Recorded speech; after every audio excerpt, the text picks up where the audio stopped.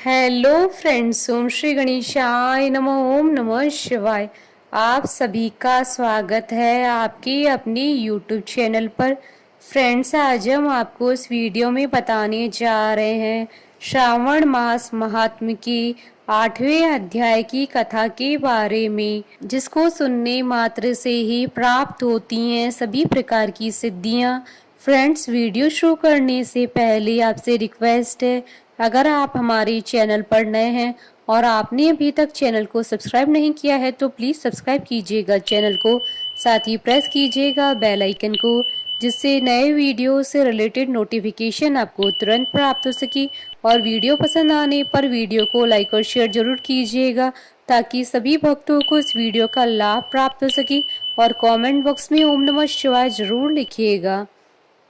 श्रावण मास महात्म सभी प्रकार के विघ्नों का नाश करने वाले तथा सारी सृष्टि का पालन करने वाले श्री गणेश जी तथा ज्ञान की दाता देवी श्री सरस्वती जी तथा सब पुराणों के कर्ता श्री व्यास जी तथा श्री गुरुदेव जी के चरण कमलों में नमस्कार करके भगवान की श्रद्धा और भक्ति रस में डूबे हुए श्रावण मास महात्म्य की कथा कहती हूँ। श्रावण मास में किए जाने वाले बुद्ध तथा गुरु व्रत का वर्णन। ईश्वर बोले, हे सनत कुमार, अब मैं समस्त पापों का नाश करने वाले बुद्ध गुरु व्रत का वर्णन करूंगा, जिसे श्रद्धा पूर्वक करके मनुष्य परम सिद्धि प्राप्त करता है। ब्रह्मा जी ने चंद्रमा को ब्राह्मणों के राजा के रूप में अभिषिक्त किया। किसी समय उसने रूप तथा यौवन से संपन्न तारा नामक गुरु पत्नी को देखा। उसकी रूप संपदा से मोहित होकर वह काम के वशीभूत हो गया और उसे उसने अपने घर में रख लिया। इस प्रकार बहुत दिन बीतने पर उसे बुद्ध नामक एक पुत्र हुआ, जो बुद्धिमान, सौंदर्यशाली तथा सभी शुभ लक्षणों से युक्त था। गुरु बृहस्पति को ज्ञात हुआ कि तारा चंद्रमा के घर में स्थित है। तब उन्होंने चंद्रमा से कहा कि मेरी पत्नी को वापस कर दो। अनेक तरह से समझाने पर भी जब चंद्रमा ने तारा को वापस नहीं कर दिया, तब बृहस्पति ने देवताओं की सभा में जाकर देवराज इंद्र को यह वृतांत बतलाया और कहा, हे शक्र, आप देवताओं के राजा हैं, अतः अपनी आज्ञा से आप उसे दिलाएं, अन्यथा उस चंद्रमा के द्वारा किया गया पाप आपको ही निसंदेह लगेगा, क्योंकि शास्त्र निर्णय के अनुसार प्रजा के द्वारा किए गए पाप को राजा भोगता है। पुराण में भी ऐसा कहा गया है कि दुर्बल का बल राजा होता है। गुरु का यह वचन सुनकर चंद्रमा ने कहा, मैं आपकी आज्ञा से तारा को तो दे दूंगा, किंतु इस पुत्र को नहीं दूंगा। शास्त्र के अनुसार विचार करके देवताओं ने उस बुद्ध को चंद्रमा को दे दिया। इसके बाद गुरु को उदास देखकर देवताओं ने उन दोनों को वर प्रदान किया कि हे चंद्र, अब तुम घर जाओ, यह तुम्हारा भी पुत्र है और बृहस्पति का भी है। यह तुम्हारा पुत्र ग्रहों में प्रतिष्ठित होगा। हे सुराचार्य, आप यह दूसरा भी शुभ वर ग्रहण कीजिए कि जो बुद्धिमान व्यक्ति आप दोनों बुद्ध गुरु का व्रत मिलाकर करेगा, उसकी संपूर्ण सिद्धि होगी। यह सत्य है, इसमें संदेह नहीं है। शंकर जी के लिए अत्यंत प्रिय इस श्रावण मास के आने पर जो लोग बुधवार तथा बृहस्पतिवार को पूजन व्रत करेंगे, उन्हें सिद्धि प्राप्त होगी। इस व्रत में दही तथा भात का नैवेद्य व्रत सिद्धि में मूल हेतु है।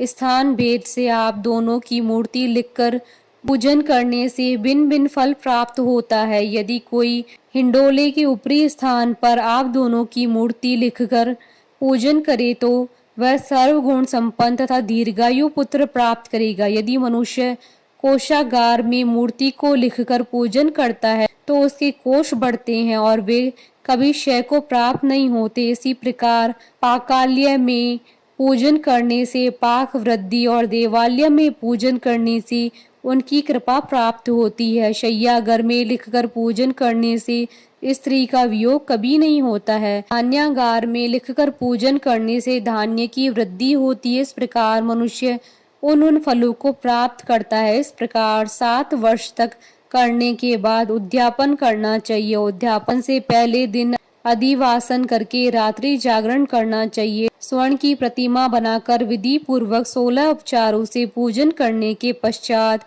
तिल, घृत, चारू और अपामार्ग तथा अश्वत्थ से युक्त संविदाओं से होम करना चाहिए। अंत में पूर्णाहुति देनी चाहिए। उसके बाद मामा व भांजे को प्रयत्न पूर्वक भोजन कराना चाहिए। इसके बाद ब्राह्मणों को तथा अन्य लोगों को भी भोजन कराना चाहिए। स्वयं भी भोजन करना चाहिए। इस विधि से 7 वर्ष तक करने पर मनुष्य सभी मनोरथों को प्राप्त कर लेता है। जो इसे विद्या की कामना से करता है वह वेद व शास्त्र की अर्थों को जानने वाला होता है। बुद्ध बुद्धि प्रदान करते हैं, गुरु बृहस्पति गुरुता प्रदान करते हैं। सनत कुमार बोले, हे भगवान, आपने जो यह कहा है कि इस अवसर पर मामा तथा भांजे को भोजन कराना चाहिए, यदि बताने योग्य हो तो इसका कारण बताएं। ईश्वर बोले, हे सनत कुमार, पूर्व काल में अत्यंत दीन तथा दरिद्र कोई 2 ब्राह्मण थे। वे दोनों मामा तथा भांजे थे। उदार पूर्ति हेतु परिश्रम पूर्वक भ्रमण करते हुए वे दोनों किसी नगर में अन्न मांगने के लिए गए। उन्होंने घर घर में श्रावण मास में प्रत्येक वार को उस वार का व्रत होते हुए देखा, किंतु कहीं भी बुद्ध गुरु का व्रत नहीं देखा। तब उन्होंने बहुत देर तक परस्पर विचार किया कि सभी वारों का व्रत तो सर्वत्र दिखाई पड़ रहा है, किंतु बुद्ध गुरु का कहीं नहीं आता है। क्योंकि यह व्रत अनिवार्य है, इसलिए हम दोनों को चाहिए कि इस शुभ व्रत का अनुष्ठान आदर पूर्वक करे। किंतु हे सनत कुमार, इसकी विधि न जानने के कारण वे दोनों संशय में पड़ गए। तब रात्रि में उन्हें स्वप्न में इस व्रत की विधि दृष्टिगोचर हो गई। इसके बाद उन्होंने उसकी विधि के अनुसार व्रत को किया, जिससे उन्होंने अपार संपदा प्राप्त की।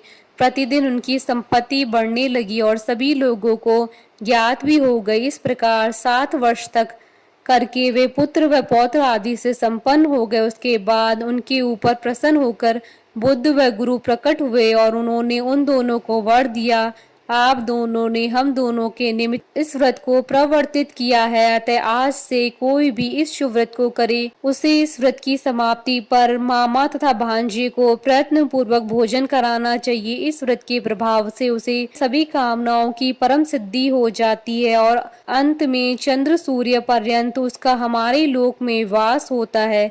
इस प्रकार श्री स्कंद पुराण के अंतर्गत ईश्वर सनत कुमार संवाद में श्रावण मास महात्म्य बुद्ध गुरु व्रत कथन नामक 8वां अध्याय पूर्ण हुआ।